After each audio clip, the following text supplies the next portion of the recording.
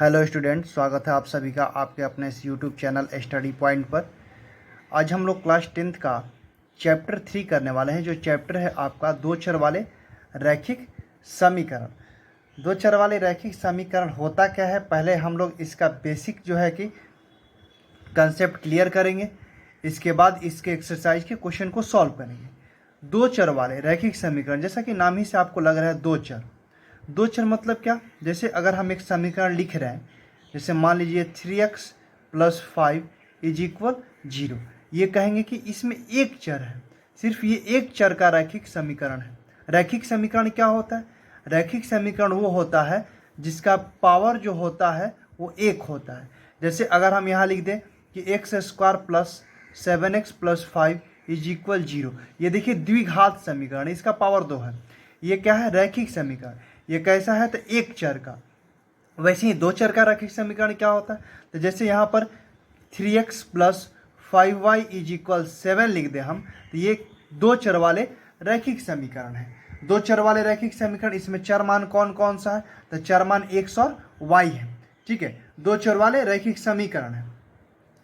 अब बात करते हैं कि इसको और कैसे लिख सकते हैं। तो 3x + 5y = 7 को हम लिख सकते हैं कि 3x + 5y + 7 का साइड जब चेंज करेंगे तो -7 = क्या लिख सकते हैं? 0 लिख सकते हैं।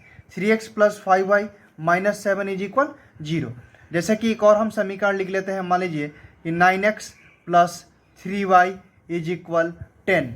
अगर कहें कि एक ऐसा समीकरण है तो दो चर वाला रैखिक समीकरण, यानी पावर एक है। इसको और किस रूप में लिखा जा सकता है? तो 9x + 3y - 10 = 0। ठीक है, यानी कि आप कह सकते हैं कि दो चर वाला रैखिक समीकरण किस रूप का होता है? तो कहेंगे कि वैसा समीकरण जो ax + by + c = 0 के रूप का हो। ax + by + c = क्या? 0 के रूप का हो। ठीक है, जैसे एक समीकरण लिख लेते हैं, वही वाला 9x + 3y - 10 = 0। अब इसमें आप देखिए कि ये x है, यानी कि a के बदले कितना आया है? 9।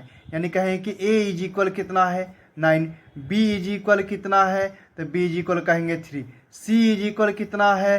तो c है -10। ठीक है, ये चीज़ें आपको आगे के एक्सरसाइज में पढ़ना पड़ेगा, आगे बहुत ही इसका यूज होगा।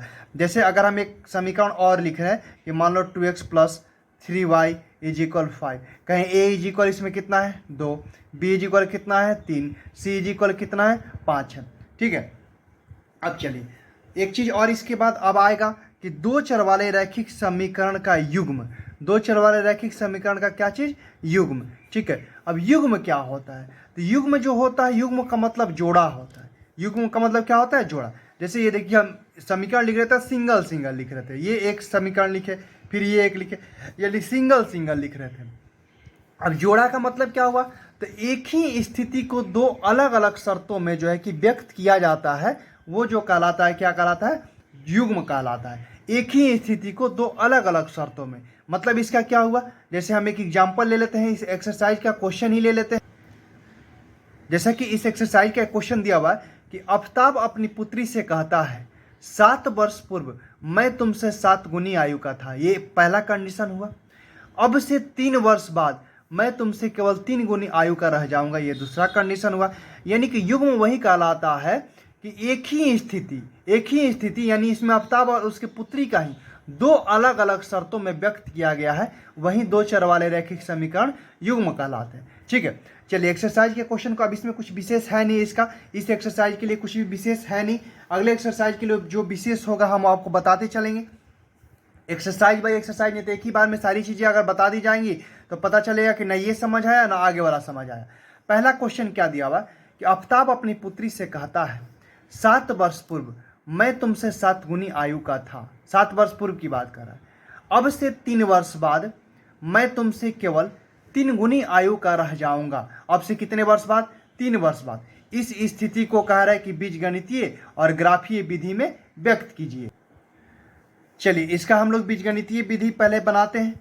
आफताब अपनी पुत्री से कहता है, 7 वर्ष पूर्व मैं तुमसे 7 गुनी आयु का था। कितने वर्ष पूर्व? 7 गुनी आयु का था। उसकी वर्तमान आयु मान लेते हैं। माना कि माना कि आफताब की वर्तमान आयु बराबर x वर्ष। कितना वर्ष? x वर्ष। चूंकि दो चर वाले पढ़ रहे हैं तो हम लोग उसकी पुत्री की आयु मानेंगे y वर्ष। आफताब अपनी पुत्री से कहता है तथा उसकी पुत्री की आयु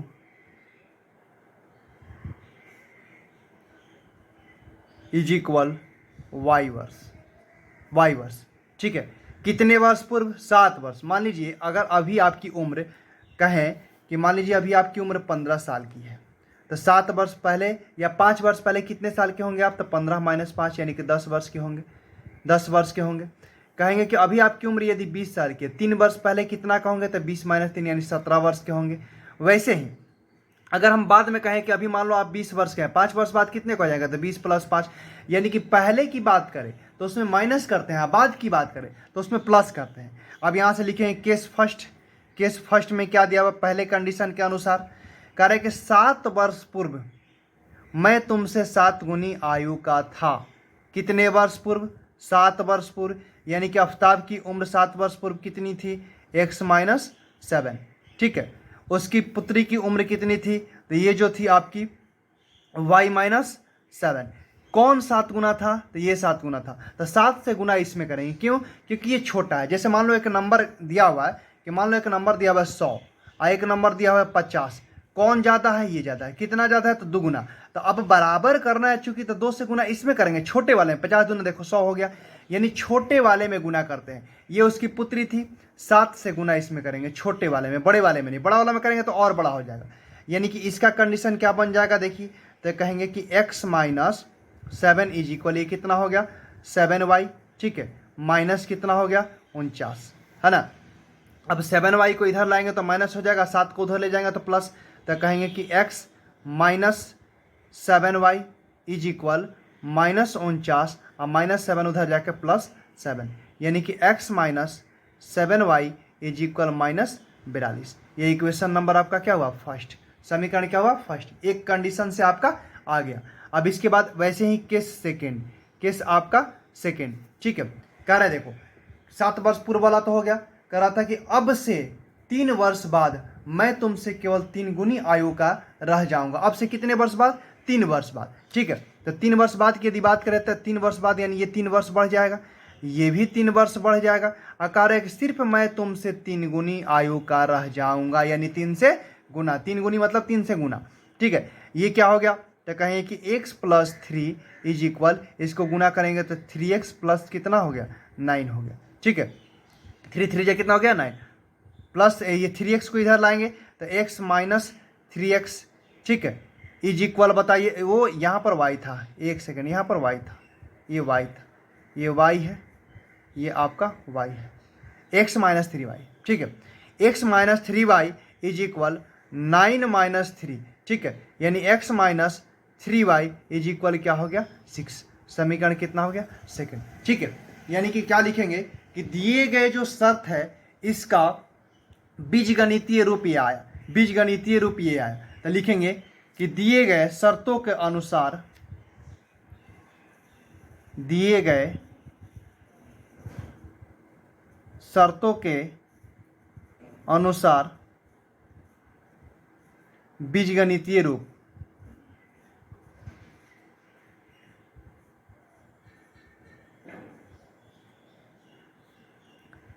बीजगणितीय रूप क्या था? पहला आया था x - 7y, x - 7y is equal -42। दूसरा क्या आया है? x - 3y इज इक्वल कितना? 6। इसको क्या करना है? अब इसको जो है कि आपको ग्राफीय रूप में भी बदलना है। इस समीकरण को नोट डाउन कर लीजिएगा, x - 7y इज इक्वल -42 और x - 3y इज इक्वल 6। इसको हम अगले पेज में जो है कि ग्राफ इसका बना रहे हैं, गौर से देखिएगा इसके ग्राफ को। चलिए देखते हैं क्या दिया हुआ था समीकरण फर्स्ट। तो जो आप समीकरण फर्स्ट देख रहे होंगे लिखा हुआ है कि x - 7y इज इक्वल -42, आपका क्वेश्चन नंबर फर्स्ट का ग्राफ है। लिखेंगे क्या कि समीकरण फर्स्ट से, समीकरण फर्स्ट से क्या हो जाएगा, एक्स इज इक्वल बताइएगा, एक्स इज इक्वल हो जाएगा -7 उधर जाएगा तो +7y हो जाएगा, अब -42 तो वैसे ही रहेगा। ठीक, इसके लिए बॉक्स बनाते हैं, क्या क्या तैयार करते हैं देखिए गौर से। यहाँ देखिए इसमें x का मान और इसमें y का मान। ठीक है, अब यहाँ गौर से देखिए, अगर हम y का मान रखेंगे, इसमें y का मान रखेंगे और x का मान निकलते जाएगा। अगर हम y का मान 1 रख लेते हैं तो 7 में 1 का गुना करेंगे तो 7 हो जाएगा, 42 में से घटाएंगे बहुत ही बड़ा नंबर हो जाएगा, बहुत दोनों के बीच में गैपिंग बहुत ज़्यादा का हो जाएगा। यानी हम वैसा ही नंबर रखेंगे, वैसा ही नंबर जो कि उसके ना आसपास ही आए। ठीक है, आसपास। अब देखिए जैसे अगर हम ये 42 है, यहाँ 6 रख दे तो 7 छक 42, 42 में से 42 0 हो जाएगा, है ना।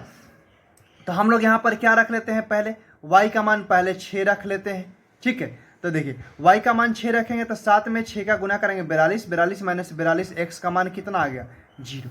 ठीक है, 6 के बाद y का मान हम 7 भी रख सकते हैं, तो 7 में 7 का गुना करेंगे तो 7 7 कितना हो गया 49, 49 में से 42 घटाएंगे कितना बचेगा 7। यानी कि यदि हम y का मान 7 रखते हैं तो x का मान भी कितना आ जा रहा है 7। 7 रख के देख लीजिए, 7 गुना 7 माइनस 42, 7 7 49 माइनस 42 बराबर कितना आ गया 7। ये आपको ना ये सॉल्व नहीं करना होता, ये ऐसे ही अपने मन से बनाना होता है। ठीक है, ये नहीं कि आप कॉपी में ऐसे सॉल्व करते जाना।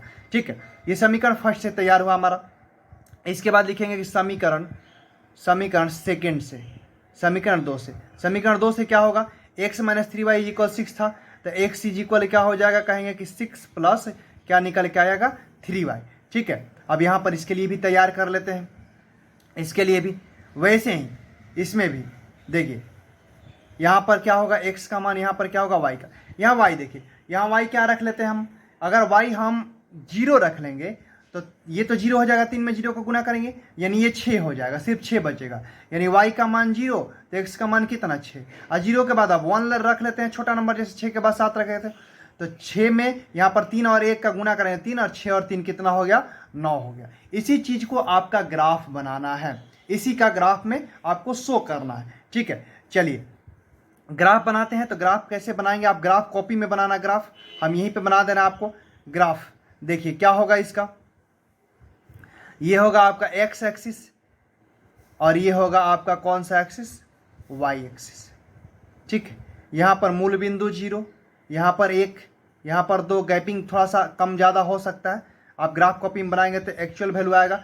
और एक बात और गौर करेंगे कि 1 2 हम मानेंगे नहीं, क्यों नहीं मानेंगे, क्योंकि यहाँ देखिए बड़ा नंबर, सबसे बड़ा नंबर 9 है और यहाँ पर सबसे बड़ा नंबर आपको क्या दिख रहा है, इसमें 7 दिख रहा है। यानी कि हमें 0 से 9 तक अब 1 2 3 4 मानेंगे तो बहुत ज़्यादा हो जाएगा। यानी ना हम लोग 2 4 6 मान लेते हैं, 2 4, इसके बाद 6, 6 के बाद क्या 8, 8 के बाद क्या 8 के बाद मान लेते हैं 10। ठीक है, माइनस वाले की कोई तो जरूरत है नहीं, क्योंकि माइनस का कोई नंबर है नहीं इसमें। इसमें भी वैसे ऊपर में क्या मानेंगे, तो ऊपर मानेंगे 2, इसके बाद मानेंगे 4, इसके बाद मानेंगे 6, ऊपर इसके बाद मानेंगे 8, 8 से ज़्यादा है नहीं y का मान। देखिए y का मान 8 से ज़्यादा है नहीं, y का मान 6 7 0 1। ठीक है, अब देखिए पहले स्थिति के अनुसार क्या दिया हुआ है, x का मान 0 तो y का मान 6, x का मान 0 तो y का मान क्या हुआ 6। ठीक है, x का मान देखो 0 तो y का मान कितना 6, यानी ये आपका हुआ 0 और 6। ठीक है, दूसरा कंडीशन क्या दिया हुआ है, कह रहा है कि x का मान 7 तो y का मान भी कितना 7। देखिए x का मान 7 यानी कि 6 और 8 के बीच में ये होगा 7, ये 7 हुआ तो y का मान 7 यानी कि यहाँ 7 होगा। यानी कि दोनों आमने सामने यहाँ पर हो सकता है, थोड़ा बहुत इधर उधर हो सकता है, थोड़ा बहुत इधर उधर हो जाएगा, उसके लिए कोई दिक्कत नहीं है।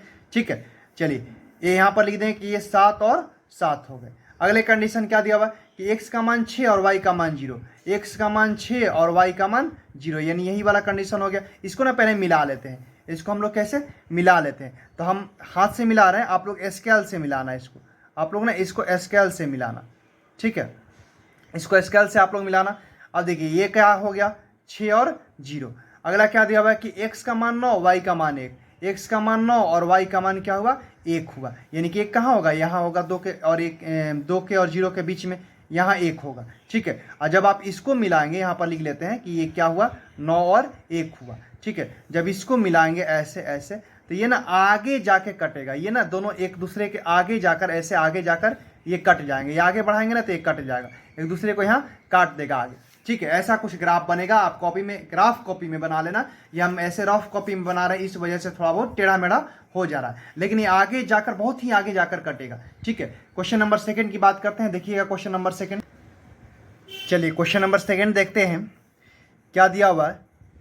क्रिकेट टीम के एक कोच ने 3900 रुपये में 3 बल्ले तथा 6 गेंद खरीदी। बाद में देखिए पहला कंडीशन हो गया 3900 रुपया, 3 बल्ला और 6 गेंद। बाद में उसने एक और बल्ला तथा उसी प्रकार के 2 गेंद 1300 रुपये में खरीदी। इस स्थिति को बीजगणितीय तथा ग्राफीय रूप में व्यक्त करें, ठीक है। कितना रुपया खर्चा किया है? 3900। 3 गो बल्ला खरीदा है, 6 गो गेंद खरीदा है। इसके बाद कितना रुपया खर्चा किया? 1300, एक बल्ला तथा 2 गेंद खरीदने के लिए, ठीक है। बल्ले की कीमत, प्रत्येक बल्ले की कीमत कितना मान लेंगे? x, और गेंद की कीमत कितना मान लेंगे? y। 3 बल्ला यानी 3x, 6 गेंद यानी 6y, ठीक है। चलिए लिखेंगे क्या? लिखेंगे माना कि प्रत्येक बल्ले की कीमत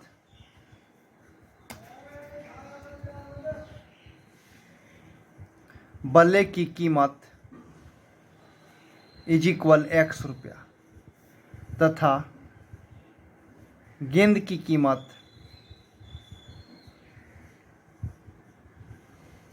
इज इक्वल y रुपया, ठीक है। अब कंडीशन क्या दिया हुआ था? 3900 रुपये में 3 बल्ला, तो लिखेंगे केस 1, केस आपका फर्स्ट। कितना बल्ला? 3 बल्ला, तो 3x प्लस कितना गेंद? 6 गेंद, 6y। कितना रुपया खर्चा किया? 3900 रुपया। Equation number first. इसके बाद केस सेकंड। केस सेकंड में आप देखें क्या लिखा हुआ? उसी प्रकार के एक बल्ला यानी कि x प्लस कितना गेंद? 2 गेंद यानी कि 2y इज इक्वल कितना रुपया खर्चा किया? 1300। इक्वेशन नंबर सेकंड हो गया, ठीक है। अब इसको कह रहा है कि आप किस विधि में व्यक्त कीजिए? ग्राफीय विधि। ग्राफीय विधि में इसको व्यक्त करना है, ठीक है। देखिए क्या लिखेंगे ग्राफीय विधि के लिए? समीकरण 1 से लिखेंगे कि समीकरण 1 से 3x plus 6y is equal 3900 जो दिया हुआ है, तो लिखेंगे कि 3x बराबर क्या हो जाएगा? तो होगा क्या आपका 3900 माइनस कितना y? 6y, ठीक है। अब जो है कि इसके लिए हम लोग बॉक्स बनाएंगे और देखेंगे कि क्या क्या मान रखेंगे कि 39। अभी ये 0 नहीं रख देंगे नहीं तो बहुत बड़ा नंबर आ जाएगा 3900, ठीक है। यहाँ पर x कर लेते हैं, ये y, और इसमें 2 मान रख लेंगे, ठीक है। चलिए इसके साथ ही एक छोटा सा काम कर लेते हैं। इसमें देखिए यहाँ 3 से ये भाग लग जाएगा, ये भी लग जाएगा, ये भी लग जाएगा, यानी इसमें 3 कॉमन निकल सकता है। जब इसमें 3 कॉमन निकल जाएगा तो ये बचेगा 1300, 13 × 39 होता है, माइनस ये हो जाएगा 2y इज इक्वल कितना? x, 3x। 3 से 3 कट गया यानी कि x इज इक्वल एक्चुअल कितना आया? 1300 माइनस कितना? 2y, ठीक है। 1300 माइनस कितना y? 2y। अब देखो ये तो बहुत बड़ा नंबर है 1300, तो हम 100 के रेंज में ही यहाँ पर कुछ रखेंगे। तो देखिए अगर हम यहाँ 400 रख देते हैं तो 400 में 2 का गुणा करेंगे तो 800। 1300 में से 800 घटाएंगे तो बचेगा कितना? 500। देखो 400 यहाँ रखेंगे, y का मान कितना कह रहे हैं हम? 400। तो 4 दूना 800, 13 में से 8 घटाएंगे तो कितना बचेगा? 500, ठीक है। फिर वही बात, अगर हम 500 रख देते हैं तो 5 दूना 10 यानी 1000। 13 में से 1000 घटाएंगे तो कितना बचेगा? 300। यानी कि हम y का मान अगर 500 रखते हैं तो x का मान कितना निकल के आता है? 300, ठीक है। ये पहली स्थिति के हुआ। केस सेकंड यानी कि समीकरण 2 जो आया था उससे, समीकरण 2 से जब देखेंगे तो 2 क्या था? तो x plus 2y is equal कितना था? 1300, यानी कि x इज इक्वल क्या आ जाएगा? 1300 माइनस 2y, सेम चीज 1300 माइनस कितना y? 2y, ठीक है। अब की बार ना कुछ मान अलग अलग रख के देखेंगे कि क्या एक ही, जब ये समीकरण एक ही आ रहा है तो ग्राफ भी एक ही बनना चाहिए। तो मान अलग अलग रखने के बाद भी क्या ग्राफ एक ही बन रहा है या अलग अलग बन रहा है, ठीक है, इस चीज़ को हम लोग यहाँ चेक करेंगे। अब यहाँ पर हम इसके लिए बॉक्स बना रहे हैं। देखिए यहाँ पर लिख लेते हैं x और एक लिख लेते हैं y। ये x हो गया, ये y हो गया। अब देखिए यहाँ हम 500 400 500 लिखे थे, अब की बार यहाँ हम 300 मान लेते हैं। तो 3 दूना 6, यहाँ 300 मान लेते हैं, ठीक है, 300 मान लेते हैं। तो 3 दूना 6, 13 में से 6 घटाएंगे तो ये 700 हो जाएगा। ये कितना हो गया? 700। अब की बार में इसको हम 600 मान लेते हैं। तो 6 दूना 12, इसको 600 जब मान लिए तो 6 दूना 12, 13 में से 12 घटाएंगे तो 100 आ गया, ठीक है। अब देखिए मान तो अलग अलग बेशक हो गया, लेकिन ग्राफ एक ही बनना चाहिए। क्यों? क्योंकि समीकरण दोनों एक ही समीकरण था, बात एक ही था। अब देखिए इसके लिए ग्राफ बना रहे हैं, तो जब ग्राफ हम बनाना शुरू करेंगे यहाँ पर तो 100 के रेंज में रखेंगे। 100 क्योंकि देखिए 500 300 400 700 इस तरह से, तो हम 0 से 100 लेंगे, ठीक है। ग्राफ यहाँ हम बना रहे हैं, देखिएगा, ठीक है। देखो ये क्या हुआ आपका 0। यहाँ पर हम मान लेते हैं कि ये 100 हुआ, ये 100 के बाद ये कितना हुआ 200, 200 के बाद ये कितना हुआ 300, 300 के बाद ये कितना हो जाएगा 400, 500, 400, ठीक है। 400 के बाद कितना 500, 500 के बाद कितना हो जाएगा, तो 500 के बाद ये हो जाएगा 600, 600 के बाद कितना हो जाएगा 700, क्योंकि x का मान देखिए 700 तक है। 600 के बाद कितना हो जाएगा 700। y का मान देखिए मैक्सिमम कितना है, तो 600 तक, क्योंकि 400 500 300 600, ठीक है। तो ये कितना मान लेंगे इसको 100 कर लेते हैं। 100 के बाद 200, 200 के बाद ये 300, 300 के बाद ये 400, 400 के बाद 500, 500, 500 के बाद कितना 600, ठीक है। ये हुआ आपका y, ये क्या हुआ x। ये आप x डैश लिख दो, ये y डैश लिख दो, नहीं भी लिखेंगे तो कोई दिक्कत नहीं, ठीक है। चलिए ये थोड़ा सा ज़्यादा हो गया, देख लो ये थोड़ा सा कम हो गया, क्योंकि हम लोग ना ग्राफ कॉपी में नहीं बना रहे, है ना। अब यहाँ देखिए क्या लिखा हुआ, x का मान 500, y का मान 400। x का मान ये है 500 और y का मान ये है 400, ठीक है। यहाँ पर लिख देंगे कि 500 और 400 है, ठीक है। चलिए अगला क्या लिखा हुआ है, x का मान 300, y का मान 500। x का मान यहाँ 300 और y का मान यहाँ आ रहा है 500, यानी इसके सामने 300 और 500 के सामने ये कुछ आसपास आएगा, ये आएगा, ठीक है। यहाँ लिख दें कि 300 और कितना 500, ठीक है। इसको हम लोग ऐसे मिला लेंगे, ऐसे ही मिलेगा कुछ इस प्रकार से, ऐसे मिलेगा। अगला जो लाइन आना चाहिए इसी पर आएगा। देखिए अगला 700, x का मान, y का मान 300, x का मान 700, y का मान 300, इसके आसपास देखो इसी लाइन पर आने लगा। x का मान देखो 700 और y का मान 300, यहाँ इसी लाइन पर आ गया, यानी 700 और 300, ठीक है। अब इसके बाद x का मान देखिए 100 तो y का मान 600, 100 तो 600, इस पे आ रहा, यानी इसको आगे बढ़ाते हैं ना तो इसमें आ जाएगा। यहाँ हम बढ़ा के देख लो, यहाँ पर आएगा 100 600, यानी ये लाइन सीधा रहता है ऐसे, तो यहाँ पर क्या हो गया 100 और 600, ठीक है। इसी लाइन में आएगा क्योंकि समीकरण एक ही था, ठीक है। इस प्रकार से कुछ आपका ग्राफ बनेगा दोनों क्वेश्चन का। इसके बाद हम लोग नेक्स्ट एक्सरसाइज की बात करेंगे, बेसिक पढ़ेंगे। अगर आपको वीडियो पसंद आई हो तो वीडियो को लाइक कीजिएगा और हमारे चैनल को सब्सक्राइब जरूर कर लीजिएगा। हम ये पहले नहीं बोलते हैं वीडियो में, लास्ट में बोल देते हैं। आप चैनल को एक बार सब्सक्राइब कर लीजिए, इसी प्रकार के इंटरेस्टिंग वीडियो और आपका सारा चैप्टर इसमें क्लियर करा दिया जाएगा।